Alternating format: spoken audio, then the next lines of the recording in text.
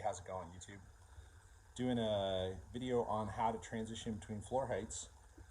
So here's the deal. This is an area of our house, kind of in the process of remodeling. We've raised the floor up and leveled it, but that's created an issue because we have an older part of the house. It's about 200 years old, where it's still got the bow and it's lower. Everything's stable. There's lots of posts downstairs to keep everything happy, but basically we have to transition between the two floors and we have a big height difference. So you can kind of see what's happening here on this wall.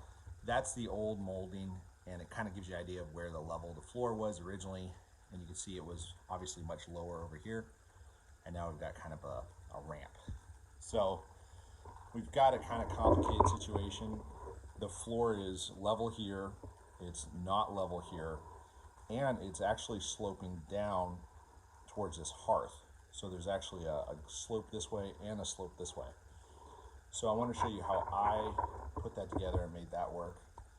I'm kind of in a good position because I can show you kind of a before and after all in the same video. So we're just going to kind of do that. So what I did on this floor, so I picked up the existing floor right here, and then I reversed direction of the floor using a little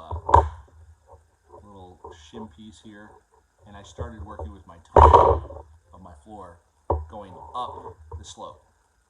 Meanwhile, I'm finishing the floor going this way with the tongues heading down the slope. What I ended up doing is getting to a point where I had this weird gap, and then what I did is, I don't know if you can even see it really well, but I just cut a piece of wood that perfectly fit in there, and then I routed it out so that it had a little groove on both sides, and then I just used glue, so a whole bunch of this stuff, just regular old Titebond, and some pressure, some weights to push it down into that slot, because you've got this nice long end grain right here.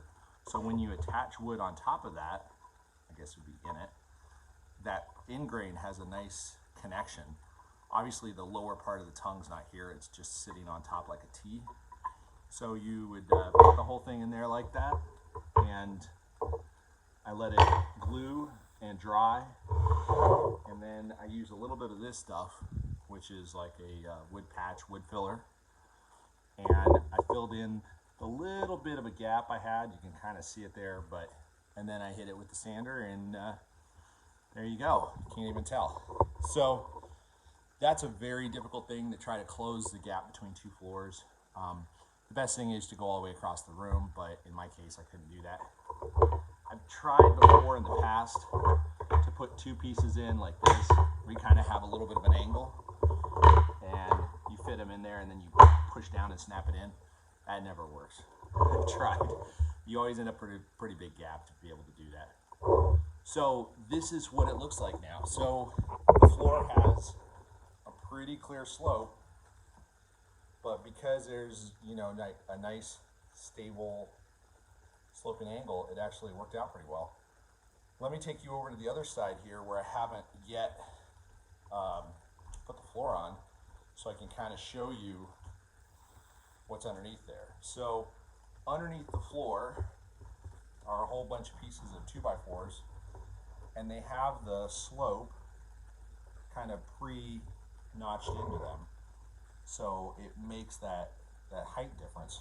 So you can see here it's really thick, and then as you head down, the wood tapers off to almost nothing, just a little tiny bit right there. And so the idea is that when it hits this edge, the floor is nice and level and at the same grade. Used a lot of wood glue and some screws. Then this acts like a whole bunch of joists. Throw down some paper, if you see there, I'm going to finish papering this. And then just put your wood right on top. I'm using screws, and I just make sure I screw directly into the meat of these 2x4s, and then you can transition an old floor into a new floor. Same thing here. It's not perfectly even across. In fact, this one's more complicated because there's a step, so I have to fit a tread in there also. But yeah, that's how I did it. That's how you go from almost no height right here to a whole bunch of height right here, and make it look smooth. And I'll do the same thing. I'll probably come up the hill going this way for a bit, come down the hill going this way. So I'll end up with two tongues, tongue pointing this way and a tongue pointing the other way. And then just cut a piece and put it through the router to make a little notch so it fits perfectly in there. And then I'll just use glue, and then it'll just look like this, just like a smooth ramp floor that you can just don't even notice. So hopefully that helps somebody out there who's trying to figure out how to ramp up a floor. This is 2 1/4 inch oak, white oak. It doesn't really bend. I'm not really steaming it and bending it. It's just the angles as you kind of ramp up. It's a small enough angle that those gaps, you don't even notice them. And just hit it nice and hard and put everything tightly together. Obviously, leave a little expansion around them. You can see on this side, I even had to come around a notch. So that kind of dictated I had to come up the hill in this case. And you see the old radiator holes from years ago. So yeah, hopefully that helps somebody else out. And good luck. Once you get it all finished, this isn't finished, but this is. Once you get it all finished, it'll look like this. So there you go. So everything from before to after to complete to finished. So hopefully that helps somebody. Again, if you think you can do it, I guarantee you can do it if you just take your time and do your best. Good luck.